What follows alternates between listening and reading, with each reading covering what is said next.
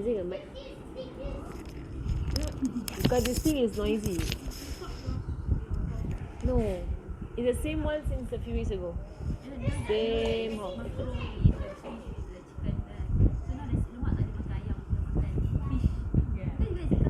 No, there's ikan bilis, yeah. So you choose one lah. Fish either the fish or the chicken. No, then you got to the ikan bilis. Buy that again. Telur. It's macro to mix sea and land animals. It's macro to mix sea. It's macro to mix sea and land animals in eating in one meal. So if you have fish or you have udang or you have like ikan bilis, do not mix it up with chicken and egg. Macro, because it is land animal. Still land. It's not a real animal. It's a real animal lah. Kita tak masuk vegetarian kan? It's a real animal. It's still an animal. So the macro is Allahu A'lam, but from the nutrition point of view, is different proteins are found in land animals and different proteins are found in sea animals, and then it stresses the stomach out. It stresses your stomach. That it has to handle several different proteins. Actually, the real sunnah is to eat ikan bilis and fish about the egg.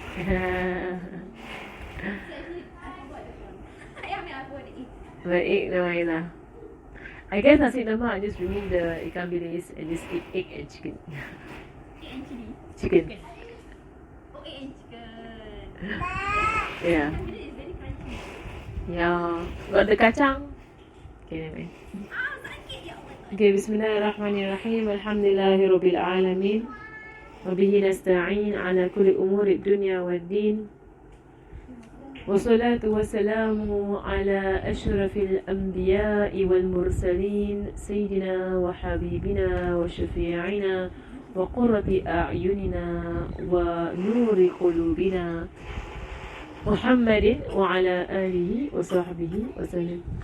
نويت التعلم وتعليم وتذكر وتذكير ونفع عن الانتفاع والإفادة والاستفادة والحث على التمسك بكتاب الله وسنة رسوله صلى الله عليه وعلى آله وصحبه وسلم ودعاء إلى الهدى ودلالة على الخير ابتغاء وجه الله ومرضاته وقربه وثوابه سبحانه وتعالى مع لطف وعافية برحمتك يا أرحم الراحمين.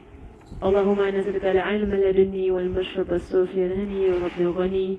اللهم نسألك العلم لدني والمشرب الصوفي الهني وهب الغني. اللهم نسألك العلم لدني والمشرب الصوفي الهني وهب الغني. وصلى الله على سيدنا محمد وعلى آله وصحبه وسلم والحمد لله رب العالمين. آمين. Alright, we're going on to our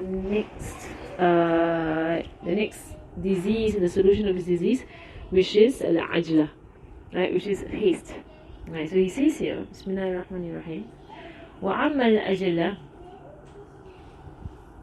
وَأَمَّا الْأَجْلَةُ فإنها المعنى الراتب في القلب والباعث على الإقدام على الأمر بأول خاطر دون التوقف فيه والاستطاع منه، بل استعجال في اتباعه والعمل به، وضدها الأنات، وهو المعنى الراتب في القلب الباعث على الاحتياط في الأمور والنظر فيها وتأني في اتباعها والعمل بها.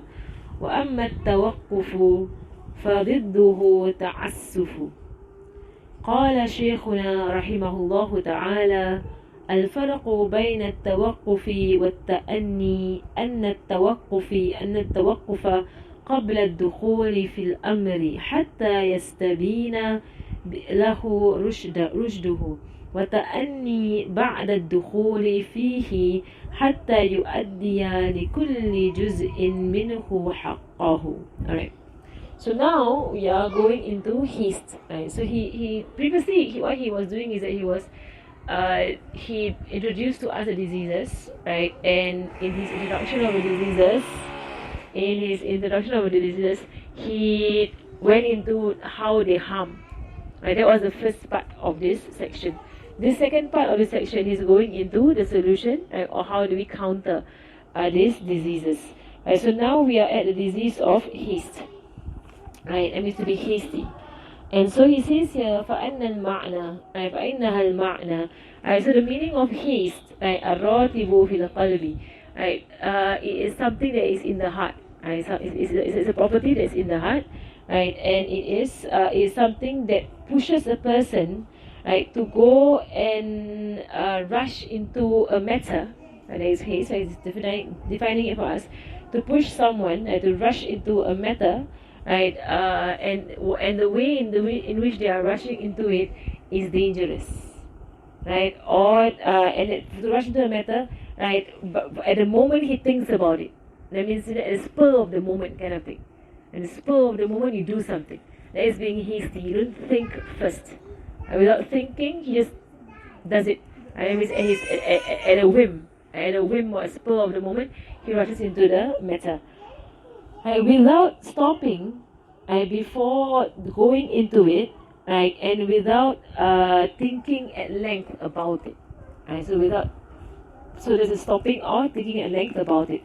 Rather, he rushes into it, right? Right, and he does this matter. And so to understand what is the counter to this is to know what is the opposite of it. That's why he defines it. Because in defining it, you can figure out what is the counter. So you define what is haste. Right? Haste is to act upon a whim, right? Or haste is to jump into a matter without thinking about it first. And the reason why it's a disease is because haste makes a person not consider the implications of the matter, the consequences, right? And also the ruling of a matter. Right, so that is what we call by haste. So hastening towards something that is clearly correct is not called haste. Right, what is haste is something that comes to a person's mind, right? That you should do something, and straight away you do it. Right, so it comes to you like oh I should so tell her off, I should so message something to her, and then hastily you text something and you send it without ta'anni, without thinking about it, considering it.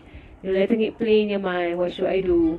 That kind of thing. So it usually falls under reaction. Reaction to a matter, or it falls under actions lah. Basically your character and your actions. Right, so excited to go through. Just ran right through. Right, so Masana Muhammad. Right, so that is where haste falls in lah. So it's not that we say, to haste towards a good deed. It falls under this disease of haste. No. What is clearly correct, you don't have to think about it. It's clearly correct.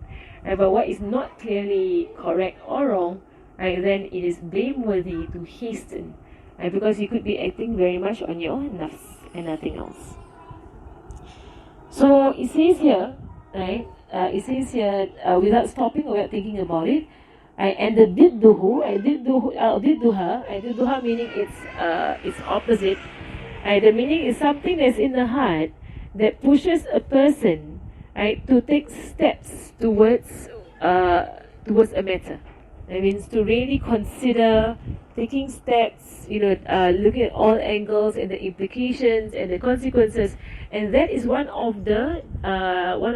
a form of piety in the heart.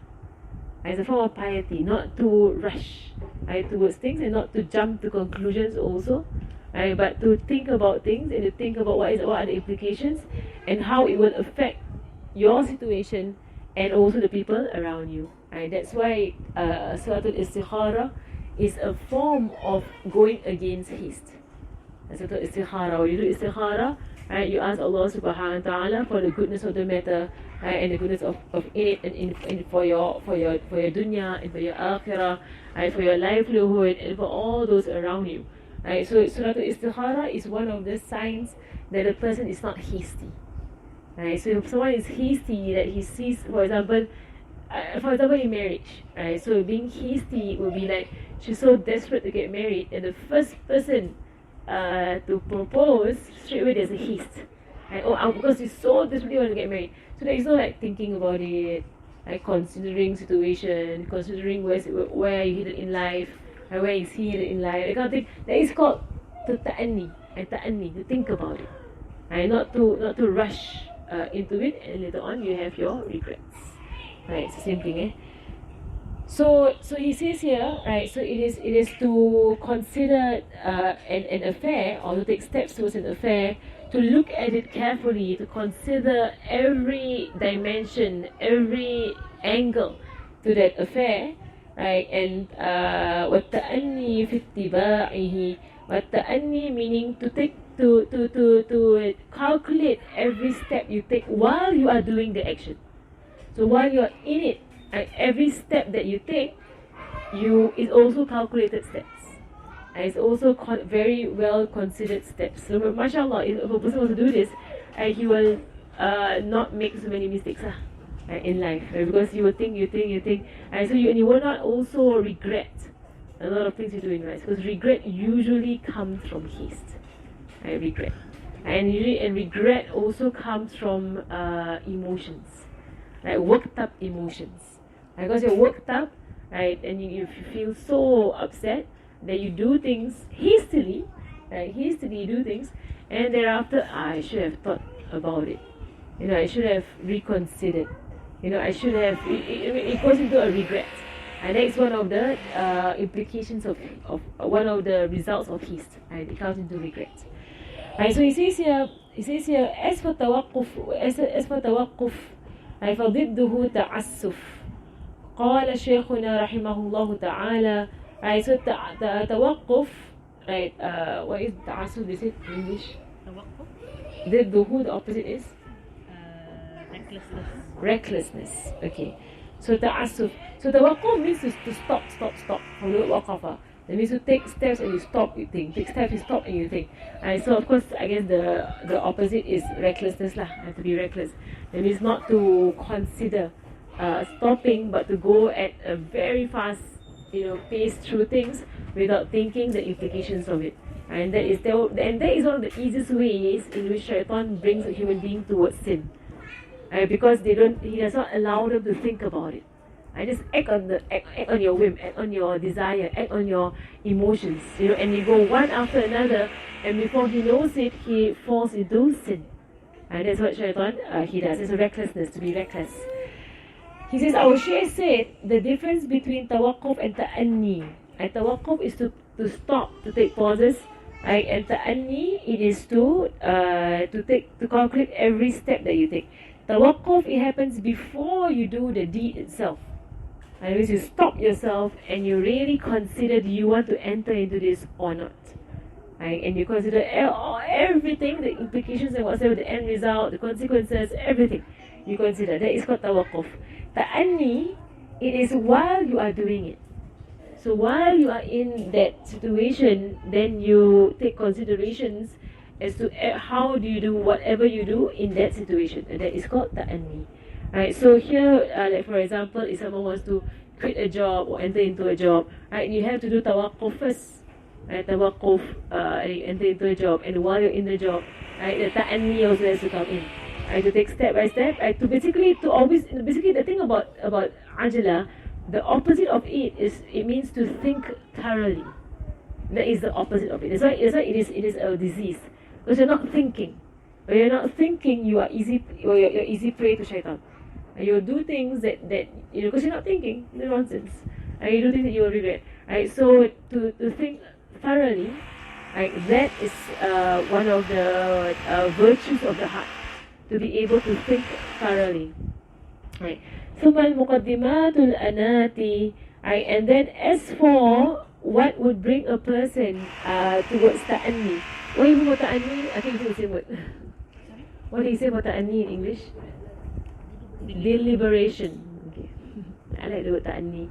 Ta'anni, step by step. Ta'anni.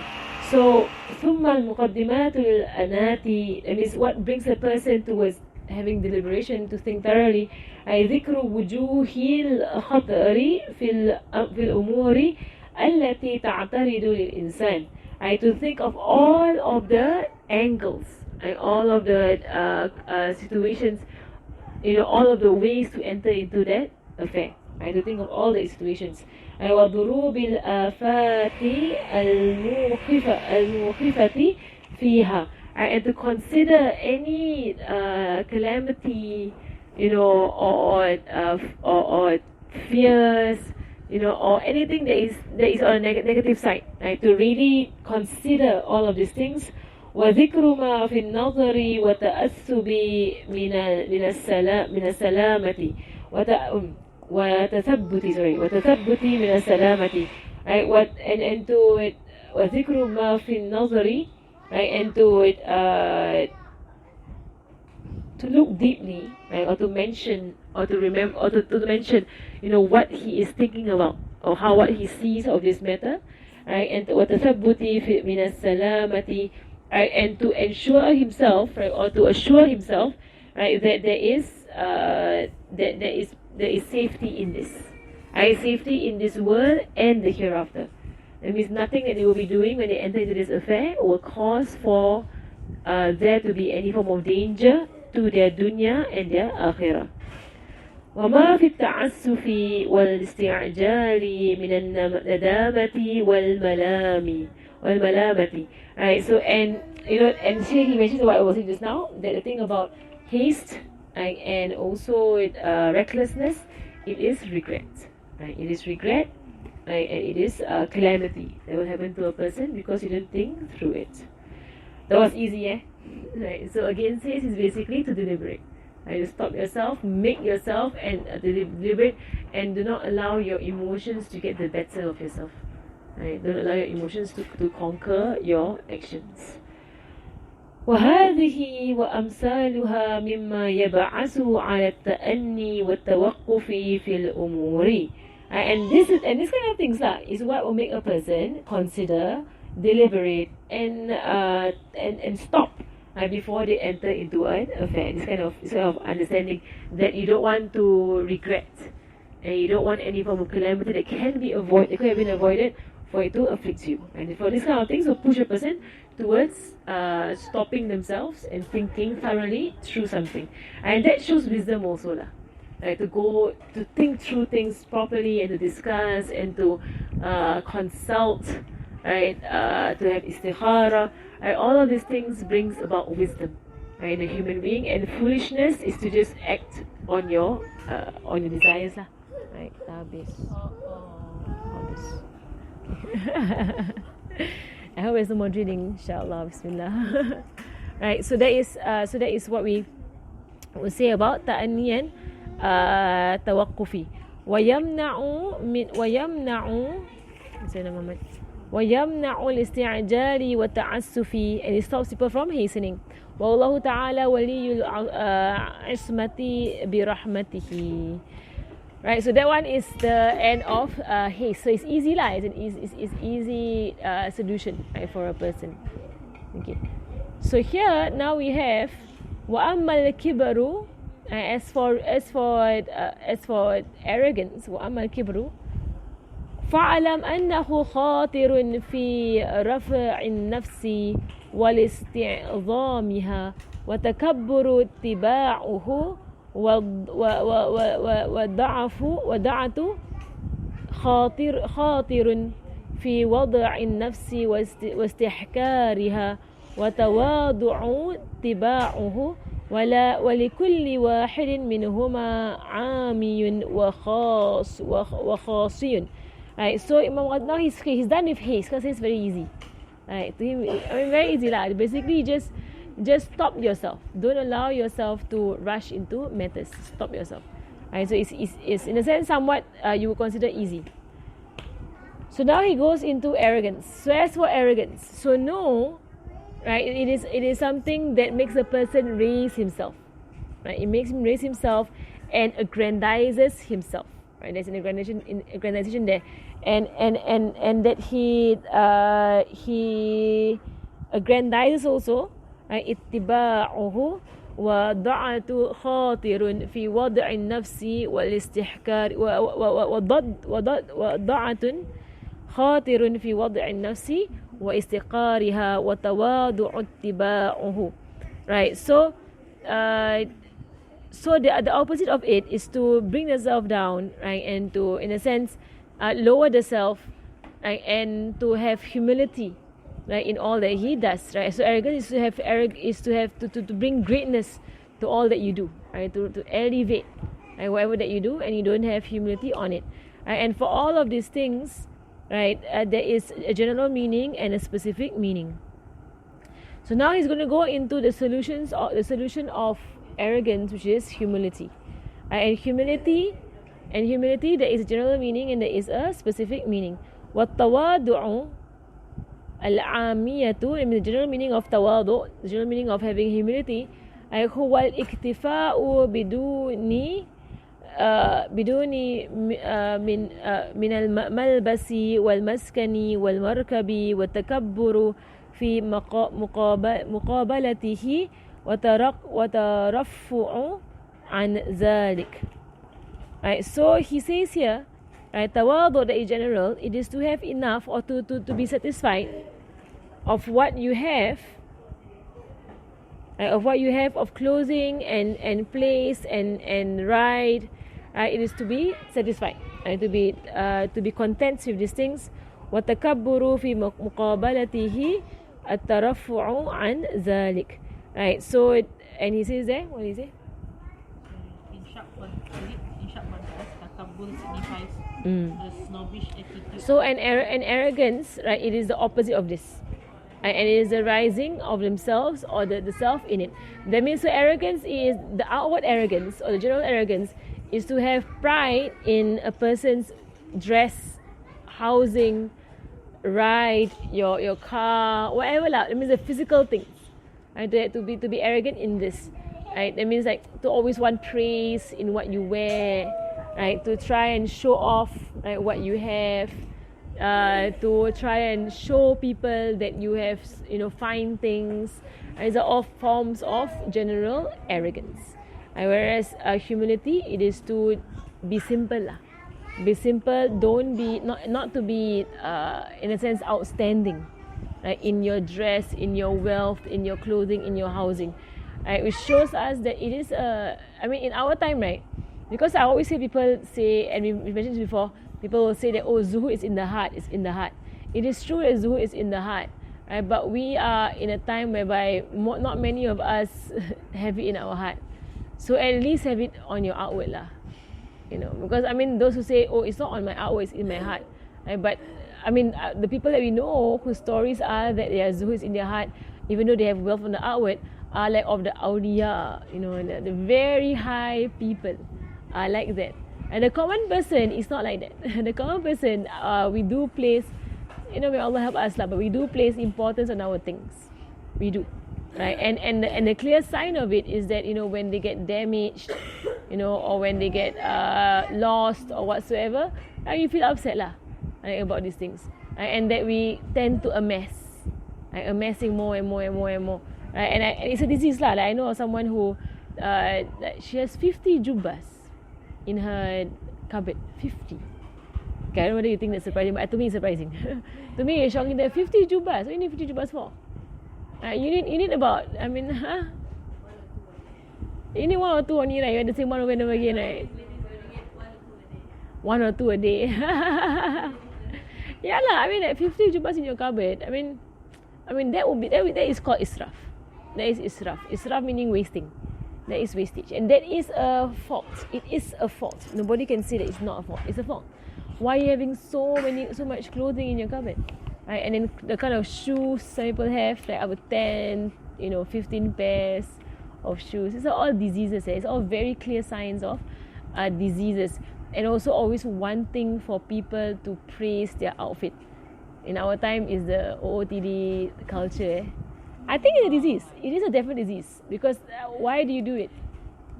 Kan? Why do people? What was the niat? What the niat? Outfit of the day kan? Like it just. I mean, it's all this, but it is a form of shallowness also. Like you place so much importance on your outfit. Like what am I wearing today? And then showing it off, right? I mean, all of these things. Like how will you argue that it's not a problem, right? Or not a disease? And so when you wear something, you feel the need to take a picture of it, and you feel the need to show everybody, about it. What are you doing? Wanting some praise, right? And then later you check your Instagram and see if people say nice. Yeah, which does boil down to diseases. It's all diseases. Because your clothing is there to cover your aurat. Khalas. It's there to cover your aurat. That's all it's supposed to do. Cover your aurat.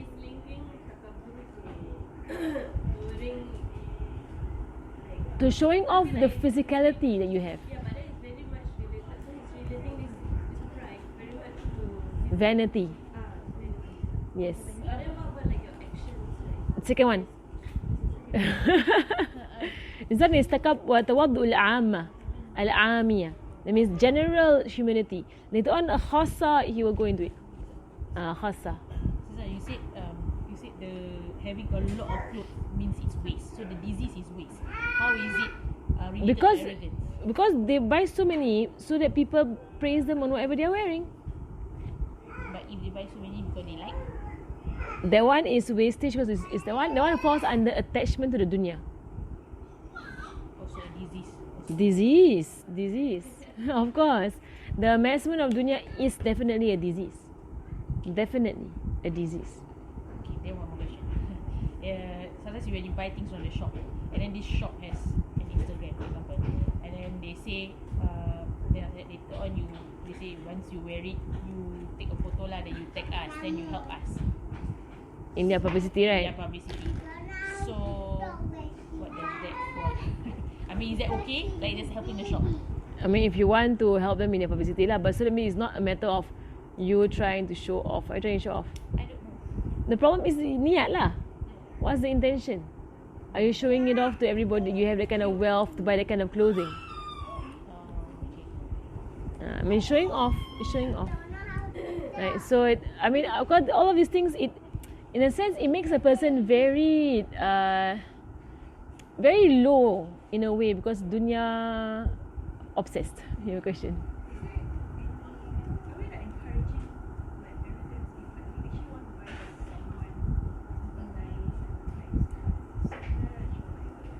So now you buy for somebody something nice. The one, if you know that they will not like be arrogant about it. Like there was somebody asked me a question before that she has designer bags that she had from before she began to learn about Islam lah. So now that she has learns about all this zuhud stuff and whatsoever, she doesn't want to carry on the designer bags anymore, right? Because it's just so she knows that her cousins would love to have her designer bags. So she did ask me, can I give them my designer bags, or what should I do with them? Right. So I mean the answer goes back to, do you think they will be arrogant about it, or show off or boast about it? Right. So if you know that they will do that, it means they will keep taking pictures of their bags and just to show off, I got designer bag. And so this entire like branded and designer stuff, right? It breeds arrogance in a sense.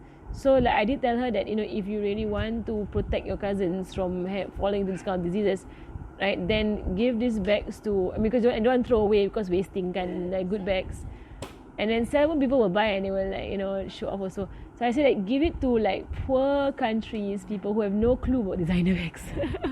so they won't know that their bag is designer at all, and they won't like take pride in it, that kind of thing like, and like give it away to people like in the kampung whatever. Then they have no clue they're having a designer bag or how much it actually costs. Right, so they won't have, but they have a bag. It's a bag for them to use. Because she used to have like I think about 20 or what odd bags. Right? This is all diseases. I mean, subhanallah. Consumerism. If you want to buy something that is not too extravagant, I mean something normal that most people wear, You don't go above the mark, like in a way. So you can buy something nice that is ma'ruf. Yeah, but it's normal that people have. So that the general public has it. So not something like way into super expensive. So like for example, you buy a nice hijab for that person, right? So like you don't buy like $200 hijab or $300 hijab, which is something that very few people actually have. So just something that is just generally worn that won't make somebody outstanding. It's the outstanding thing that they can breed arrogance. So a lot of jubas are nice and it's normal. Like people normally wear them. So the general public can afford them. Just to keep it there and not to buy something extravagant. Like I know like people who buy tudungs and jubas, they cost in the hundreds. So that one and the brand is there, right? And then they will show off the brand to show the cost of what they're wearing. So you can buy something nice, that maybe around $50 or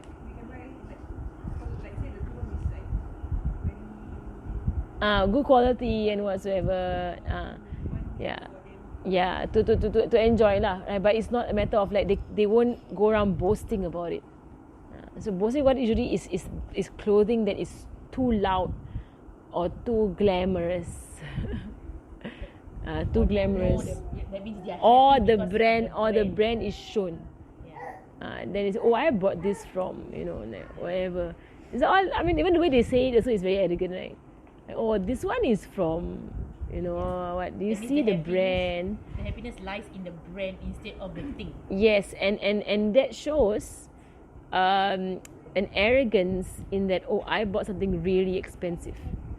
Right, because you won't buy some brand kat Geylang and it's very cheap and this is the brand that I wear. I mean, no one would do that if they know that the brand is. But for $5. That one is not arrogance lah. That one is like super happy that you got your $5. I got to save. Right, so that's not arrogance. Arrogance is just like, but I mean, because today you have two kinds of people in society, right? There are those that buy. They are really proud if their thing is actually it costs a lot. Right? They have like kids paid or whatsoever, right? And then they say like, see, this costs 1,000. And there are people who think that what kind of foolishness is that? To spend 1,000 on a bag, you're crazy, what? I always spend $10 on the bag, and then keep the rest of the money in my bag. For me to spend, kan?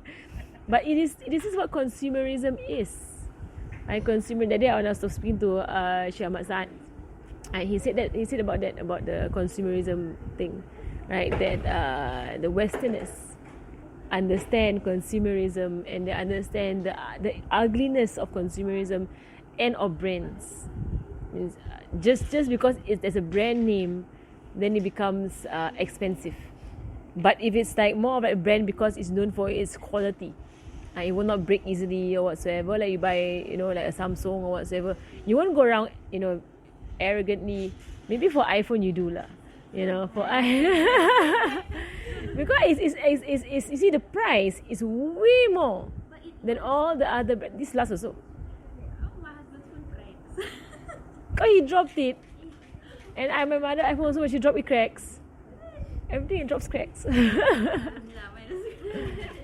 When you drop it on ground that has sharp, edging, it cracks. It's not, infallible. But don't you think that it's way more expensive than all the other phones? Way more, actually way more. It's a lot more expensive than all the other Androids and all the brands. Not even one Android brand, all the brands compared to iPhone is way more expensive. It's about brand. It is about brand. Yeah. For some people it's like that. Yeah, you can change if you want to if you want to save a few hundred. Save a few thousand. Right. Okay lah. I have my issues. I have my issues with Apple because Apple is they are a monopoly. They are a monopoly and that's not right. It's very itchy also. It's their monopoly. That means if you have an Apple thing, it has to be all Apple. Then they are compatible, right? Whereas Android is fair game. You can buy Android. Samsung can buy Android sometimes. Like, and you buy a computer, any computer, Right? I mean, it's fair game. It's fair game. Whoever has good quality and price is reasonable, they all are are compatible with each other. My iPhone is like this exclusive club, whereby you have one Apple with all Apple, and they will not. They refuse to be compatible with all other devices because they're forcing you to be only Apple. Only Apple. Hope you don't sue me on this, but it's true. It's true. I mean, it's true. I mean, it's clear, right? It's clear. If you're Apple, you're all Apple, and you cannot have anything else except Apple. Huh? It's not compatible. They sengaja don't make it compatible. Not even the They purposely don't make it compatible. Even the earphones. Yeah, Has to be their. yeah, so leceh for me. I pun juga, but it's leceh. Yeah, you can't even plug to a speaker easily. Yeah. You need to get a. Okay, anyway. See, I told you. No, but Right. But you see, the price, but yeah, you can familiarize yourself with Samsung very easily. You can. It's very easy to familiarize. And it got. Lagging. You know, how to say in technology, you got the different kinds of users. Those that go forth with something that is new to them and they are willing to go into it. And then there are those who like wait for everybody to go into it. Then finally, no choice, then you're going. So I think for people like us, because we already have moved into Apple, right? When this apps first came out, of course we Yeah. So we already took Apple. And then I'm sure for you, Because they were the first smartphone lah. They were the first smartphone. Yeah, it's so leceh. I tried Okay, anyway. I'm feeling we're like this. the- No offense to us. Because it was the first smartphone lah. It was the first one. Yeah, I only got my smartphone when all the smartphones came out. I was on my small Samsung for a long time. The flip one. That only like really when it almost died that phone. Then I bought my first. So my first smartphone was a Samsung already. So by then already all the other brands all came out already. And I went there, I was like, so expensive. I said, iPhone so expensive. And I bought the other one. Cheaper. By a lot. Okay, anyway. So I'm not saying it's arrogance. Right, but I'm saying that it's exclusivity. But the companies, on the company side, they're being exclusive. Not to blame those who are users lah. I mean, you're users. Right? But at the same time, if the disease comes, when you have something that's perfectly fine, it works perfectly well, and the next one comes out, and then you're like, you just get that so you can show it off or whatever lah. And honestly, they did a study on this about every iPhone or even Samsung. I won't say just iPhone. Even Samsung, even all of the phones, when they have like a model that is after that, the difference is so little, but the marketing is amazing. Right? Amazing marketing as it is the most amazing thing ever. But you think about it, how much further can they bring it? Is the pixel a bit more? The camera has more functions. Think about it, like, and most of us we just use our WhatsApp dah. And most WhatsApp, Spreaker, YouTube, and then you're more or less that. And that almost any Android does. Even the cheapest lousy brand does that. Right? I mean, if you think about it, what do you do with your iPhone? We're not really all professional photographers. Right? You take a nice picture and dah lah, and then you just like upload and then dah lah, and you forget about it.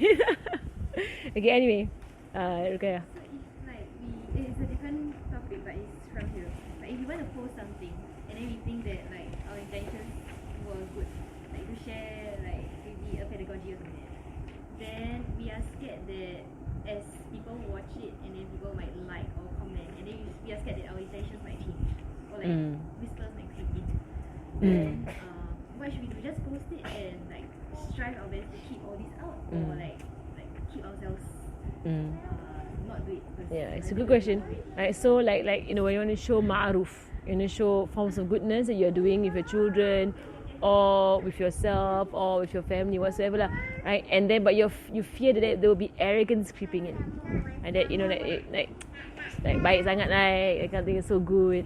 Then the answer is, and this is what the Sahaba did, that if you feel that society needs this kind of reminders, you feel they need this kind of reminders, then for you to post in a way that does not highlight yourself, to post in a way that you are not highlighted, right? But rather the people around, right, or a hadith or a Quran or story or whatsoever, right? That you don't highlight yourself. It's someone that I know, and you don't say you, right? That is safe.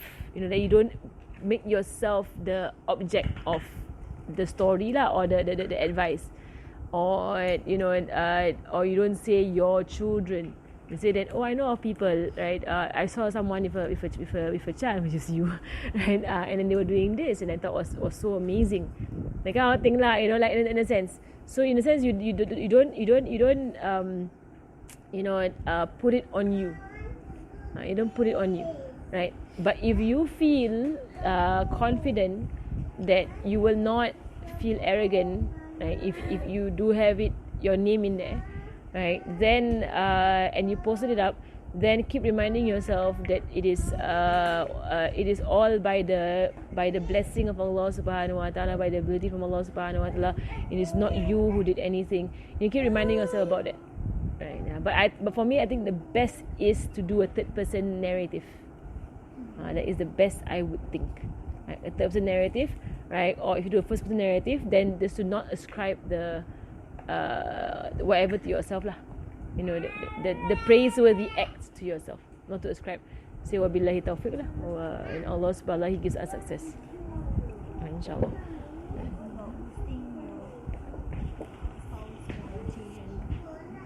If your niyat is not to boast about it, so then is go back to your niyat lah. What is it? So if you know that when you post, like for me personally, if I post about my nephew and my nieces, it will always be like a closed group. I'm waiting for Instagram to have a function whereby they can do now they have close friends on the stories. I want them to figure out to do close friends on feeds. Right. I mean, like, can I post a picture not on the stories but on my main feed and make it? Yeah, Facebook can. You can do it. Instagram can. They should, because their stories all have what, right? And they should do it into the feed, right? So you can at least like make it like close family, right? So because I would know that if you post with your husband and your children, it's more like your family to see. I think that's our niat kan. It's more like your mother-in-law wants to see, your cousins want to see, your siblings want to see, that kind of thing. It's more of that. That's why we post. So that one is, of course, it's not arrogance or whatever lah. It's just like you just want to show people who love your children what they want to see, of the pictures, right? So for me, like, it's a matter of overseas relatives who want to just keep up lah. But if you are posting it and you have like a pride in it, or some sort of arrogance in it, then that one is questionable lah. Problem lah. So kena check niat lah. Just keep checking your niat. What is your niat? What's your niat? And if you think your niat is clear, then by all means. Alright, Sayyidina Muhammad. So he says here, right? So that is called tawadu, right? That is general. That means to be boastful on the outward, on your clothing, on your housing, right, and on your riding animal, right? And there is a narration that the worst money spent is the money spent on the house. It's the money spent on a house.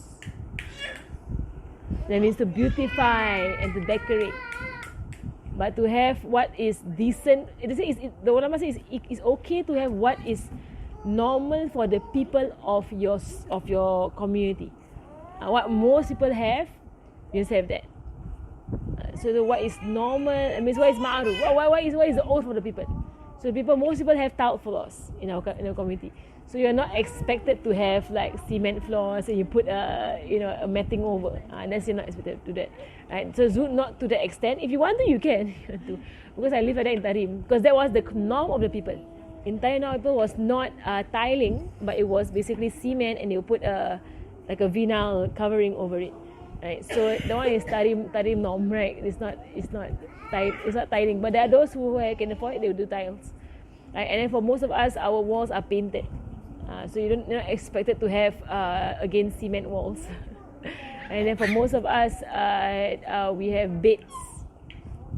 For most Singaporeans, they have beds, right? So it's not expected you have mattresses, but if you want to, it's cheaper, right? And so this basically what most people have. So same thing with clothing, housing, not to be, over what everybody is, because being over everybody else would be what would make you might bring in the danger of arrogance, like what is over. Right? So alhamdulillah. And so that is the one. And then markab is your car, right? Your vehicle. So just something that is normal. So I wonder, like, is it okay to buy like this kind of like really awesome like higher class vehicles, Like, Allahu Alam, Allah goes with the niyat lah. What's the niyat? And of course, again, when it comes to the amount of money spent in that kind of vehicles, right? I mean, you always wonder, is it justified? Is it justified when you buy something really expensive? And of course, it's even worse if it was bought on riba lah, to buy. So if you need a vehicle and you still have to take a loan, but you buy something that you need. Just a simple vehicle to bring yourself around, right? As opposed to something that is really extravagant, right? But all it does is bring you around lah, basically. Right? So basically, there is a norm, then there is an extravagant end that we are to stay away from, and there is a minimalist end that some people can adopt, but it's not compulsory for us to adopt. Right? So if you want like minimalist, right? Now the trend, right? Minimalist lifestyle. So if you want to adopt that one, you can. But the middle way is what is permissible, right? Not the extravagant way or the extravagant end. And all of this, if anyone wants to argue, all of this is found in the way of Rasulullah sallallahu alaihi wasallam. And he is the best of those to teach us what is arrogance and what is humility. Sallallahu alaihi wasallam. And so he's the person who in his heart he has zuhud all the way. He has humility all the way. He's humble and he is detached from the world. But at the same time, on his outward, he has chosen to show it also on the outward, whereby he minimizes what he has. Right. So from that example, right, it is for Muslims to move towards that example. Right, to have what you need, right, to be satisfied with what you need. Oh, this balloon is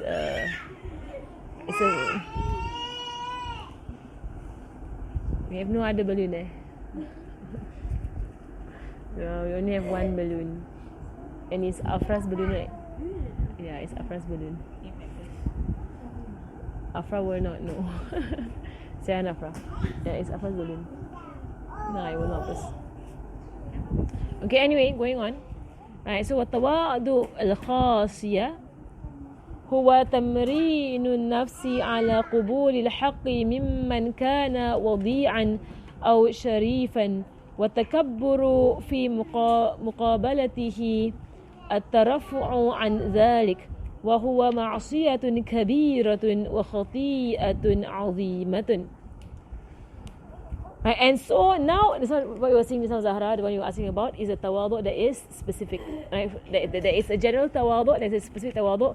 What is specific in tawadu, right, in humility, is to train yourself to accept the truth, whether from someone who is lower than you or higher than you. So you accept the truth from anybody. I mean, so it's a lowering of the self. So when they tell you something, you accept what they say. Right? And kibr is the opposite, whereby you arrogate yourself over what everyone says to you and you brush them off and you dismiss them. Right? And that is a great sin. It's a ma'asiyah kabira, right? And it is a wrongdoing that is immense wrongdoing. And that is an inward tawadu. Right? Right? So that one is what we know when someone comes with advice, and to think about it, not to reject it straight away.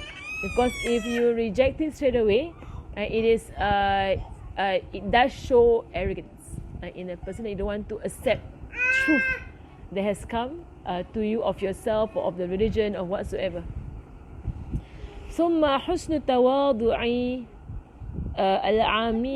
العامي أن تذكر مبدأك ومنتهاك وما أنت عليه في الحال من ضروب الآفات والأقدار كما قال بعضهم أولك نطفة مزرة وآخرك جيفة قذرة وأنت فيما بينها تحمل العذرة.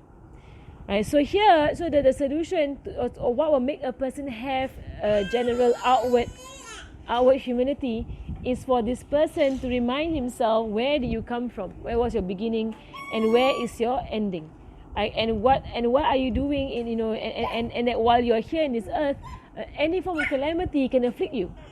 So what's the point of having something that is branded or something that is, you know, extravagant, something that is expensive, when all you are, you know, is this clot of blood that you began with, and then you end up being the food of worms, and in between you carry all kinds of, you know, gunk in yourself, in your body.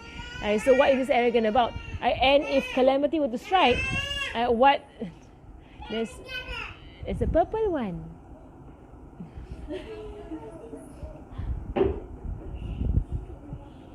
Ada dua. Okay.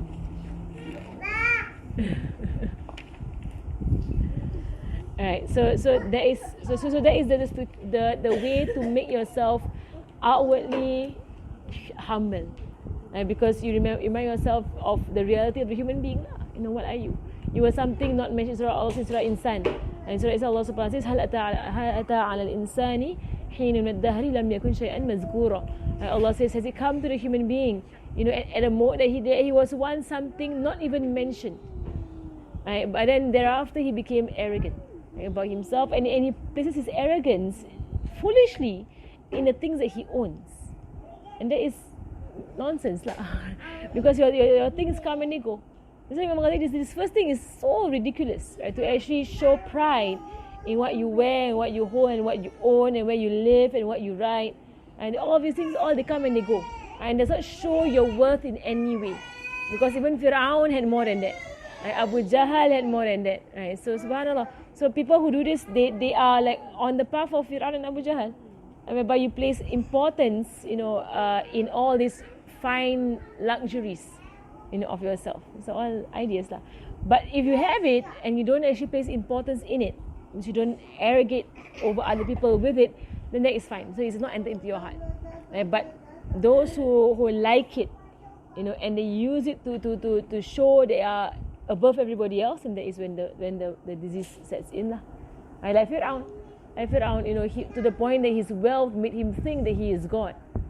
Right? That was because Allah gave him so much wealth that he was convinced that he is God, and he's convinced that the river Nile flows by his command. I don't know how he thinks that, but he thinks that.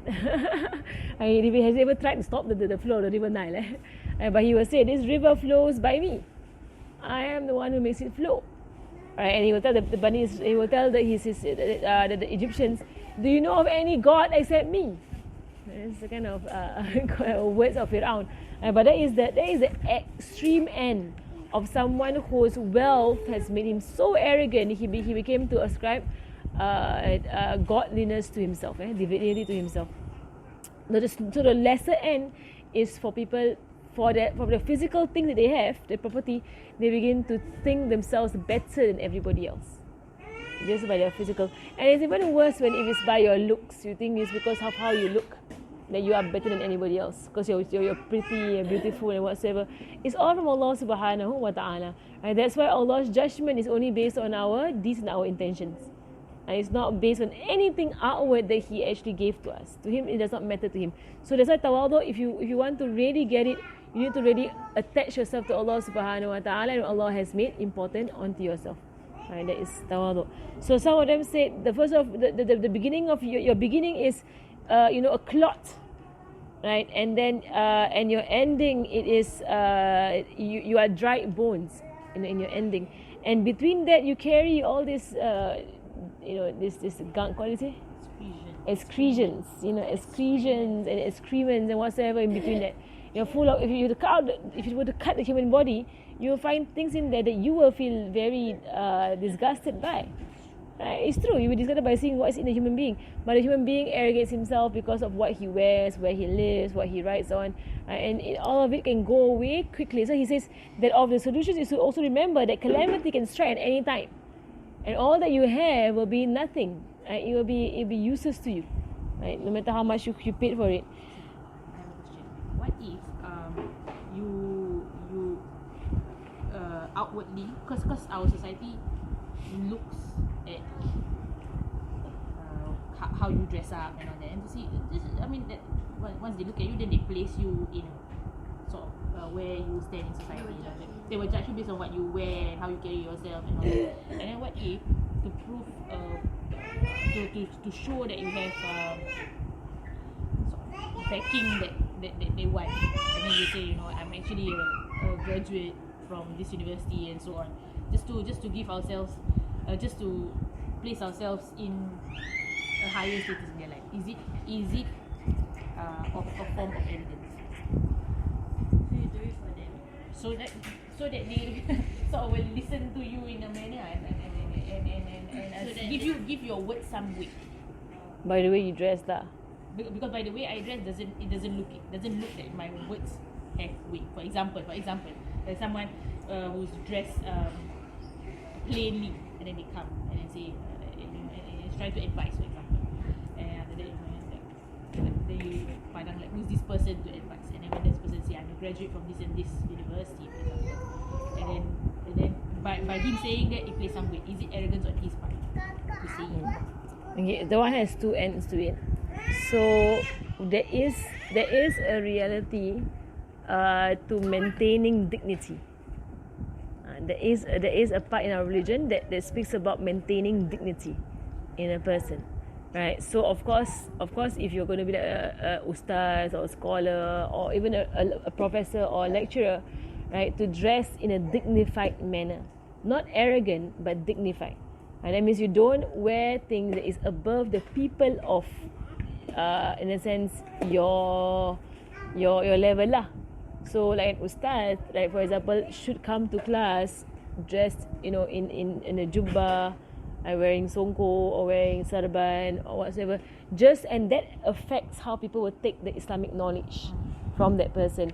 And that is actually compulsory on the ustaz to do, if the people who are there will be turned off if he came in jeans and t-shirt, even though cover is out, right? But I mean, you can imagine, right, if an ustad appeared and he was wearing jeans or singlet, and then he's wearing bermudas, cover is out, right? You know, he wearing until here, and then the ustad come to class, you know, like, I mean, you will be like, you know, you don't want to learn from him, right? But when he comes with his jubba, he comes with his sarban, that is one end, and that is on the religious end.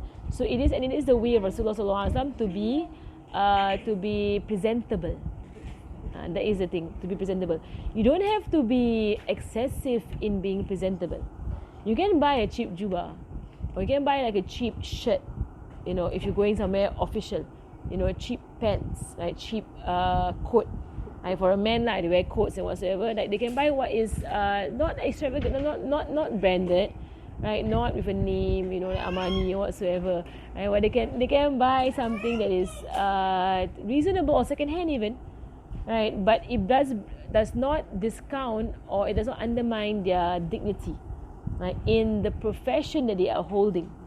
That one is important, and that one is part of our religion, and because of the reality of human beings that they do judge that kind of thing, right? So to present yourself lah in that way, right? So but then in a sense, the arrogance might come when you begin to buy things that are very expensive, and you buy things that are extravagant. So you can maintain your dignity with cheap things. You can still do so, right? I mean, so that it is a fault on a Muslim to come somewhere and be very slaky, you know, to be very underdressed, right, for the occasion. But you don't be arrogant. Don't be overdressed for it, and don't be excessive in your dress for it. So I can't think of an example whereby this would contradict having humility. Yeah, I can't think of an example. I think you can still maintain your humility and be you can be dressed in a dignified manner. Still can. It's okay. Right, can I? You can. Like, unless, like, you know, unless you're saying, like, for example, you want to teach science, for example, science or maths or whatsoever, and then you come wearing a jubba, and you wear a hijab, or you wear a jilbab. So you let some makcik from the marketplace or what, and people will not think that you are qualified to teach this subject because you let some makcik from the marketplace. Right, the way you dress, right? Yeah. In this case, because your qualifications will be asked for, it will be asked for, and when they see your qualifications, it happened to me so many times. I will come in my niqab and whatsoever, but when they see my certification, they know that I straight A's. Yeah. Right. So they and the moment they see that, and the moment they hear me speak about chemistry and physics, already they give me the credit and the respect for the knowledge that you hold. So to present your qualification, if we present our qualification, If it's a job lah. yeah. I mean, it's a job. Takkan like you go for a job and they say show me your CV. No, I don't want to show arrogance. It's a job. You have to show your CV to be qualified for the job. I mean, it's all honestly, but for me to take picture of my O-level cert and put it online and show everybody about my O-level cert, my A-level cert or whatsoever, which I don't have any I don't even care about it anymore. So you know my just know lah. Like I don't even place weight on it. But if there's someone who to do that to show, you want to see how much I scored for my fiqh, or my akidah or my whatsoever, see lah my results. Arrogance. I mean if you want to show everybody what you scored. Right. But if you just want to show, like for example, if I apply to ARS, I have to show them what? Credibility. But because they are the ones who are in charge. So I'm not going around in public telling everybody that I am a graduate from NUS. Like, do you know that I am? Do you know that? And then but I put it there sometimes I put it in things to show credibility. So same thing, it goes back down to niat, right? Because people might not take from you if they don't. If you like, I don't tell you what's my qualification. Later you think I'm arrogant. People be like, I don't learn from you lah. You probably have no qualifications. That's why you're being that way. Right. So I mean, just to show people. Right, but then to fight against yourself from any form of arrogance, like in that sense. Right. So of course, credibility also is important.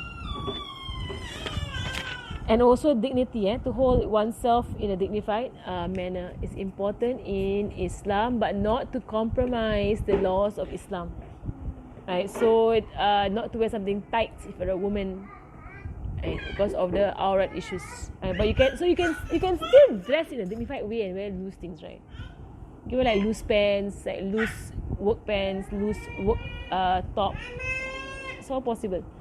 Alright, the last part, حسن التواضع الخاصي هو ذكر عقوبة العادل عن الحق والمتمادي في الباطل.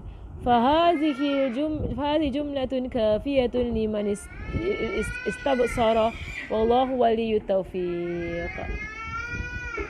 Oh, we have 3 babies. I don't know what happened to the other chair. The other baby found the other chair.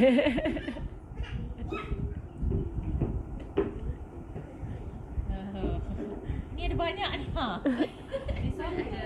You don't understand. Baby chairs are the in thing. Been a while since I was a baby. Someone doesn't go after chairs. No. Tables. Di atas sikit. Dia up.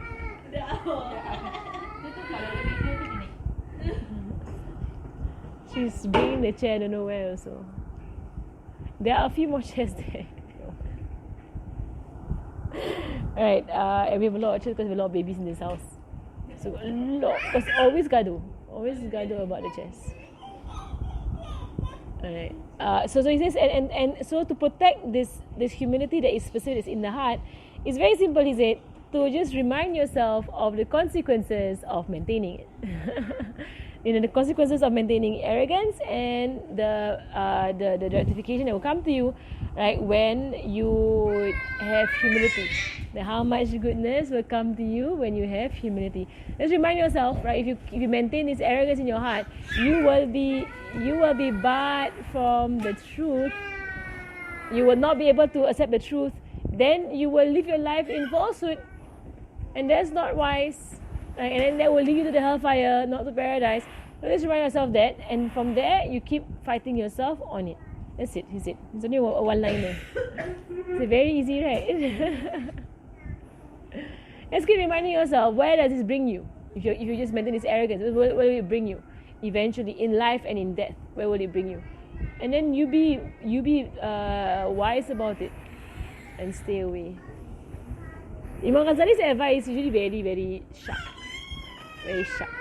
Because he's like, what's so difficult? Why you not doing it? And actually it's true. It's actually very, very simple. Just that we're not doing it lah. Inshallah we'll be doing it lah. Inshallah. Alhamdulillah, we'll stop there for today, inshallah. So we're finished with our heart. Right now we're going on to the stomach.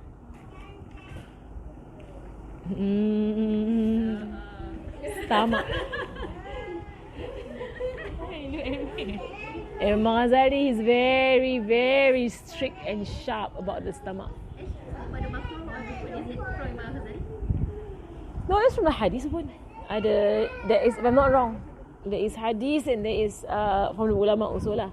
But Imam Ghazali did mention it, but it's all from, the source is from Rasulullah SAW. It's not permissible. In fact, if you really want to go into the sunnah of eating, he only ever eats one type of food at any meal. So if he's eating dates, he's only eating dates. If he's eating grain, he's only eating grain. If he's eating bread, it's only bread, maybe sometimes with vinegar a bit. So he does not actually have he doesn't make it as colourful as possible. Like now we have to do, make it more, the more colour the better right now. What they are saying, right, in this nutrition. For some, no, don't stress yourself out. Eat one thing. That's the best. There's one instance like Eat one thing.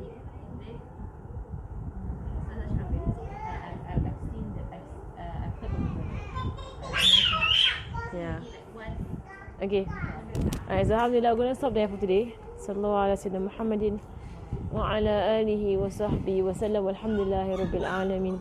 MashaAllah, Imam Ghazali's words, they're very, very clear. To me, macam, makes a lot of sense. And he's very direct about it. Does not sugarcoat. Because it's his last before he died. So you know what? He's going to say it. Nothing to hold back. Nothing to sugarcoat. You all need to get yourselves right. Come on. And sincerity, he's very sincere about it. So he's like, right, and he just gives it to us. Alhamdulillah. Sallallahu ala sayyidina Muhammadin wa ala alihi wa sahbihi wa sallam. Alhamdulillahi rabbil alamin. Al-Fatiha. Anna Allah yarzuquna ilman nafi' وعمل خالص مقبول وحسن التعليم دلالة على الهدى ويصهر بقلب النبي محمد صلى الله عليه وسلم أرواح معلمنا ومشايخنا وزدق علينا وإلى حوضة النبي محمد صلى الله عليه وسلم. الفاتحة.